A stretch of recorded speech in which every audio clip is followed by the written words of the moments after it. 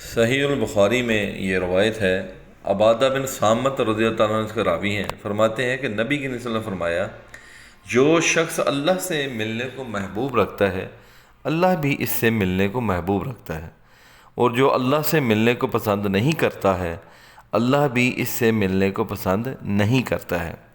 اور عائشہ رضی اللہ تعالی عنہا یا نبی کریم صلی اللہ علیہ وسلم کی بعض ازواج نے عرض کیا کہ مرنا تو ہم بھی نہیں پسند کرتے۔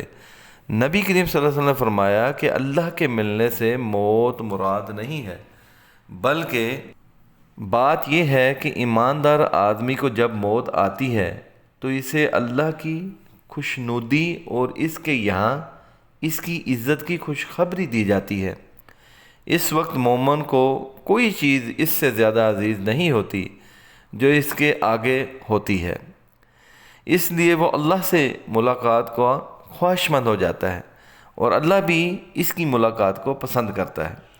اور جب کافر کی موت کا وقت قریب آتا ہے تو اسے اللہ کے عذاب اور اس کی سزا کی بشارت دی جاتی ہے۔ استغفر اللہ من ذالک۔ اس وقت کوئی چیز اس کے دل میں اس سے زیادہ ناگوار نہیں ہوتی جو اس کے آگے ہوتی ہے، وہ اللہ سے جا ملنے کو ناپسند کرنے لگتا ہے، بس اللہ بھی اس سے ملنے کو ناپسند کرتا ہے۔ اللہ تبارک و تعالیٰ سے دعا ہے کہ اللہ تعالیٰ ہمیں ان اپنے نیک بندوں میں شامل فرما لے جن کو وہ کل اپنا دیدار نصیب کرے گا۔ وآخر دعوانا الحمد للہ رب العالمین۔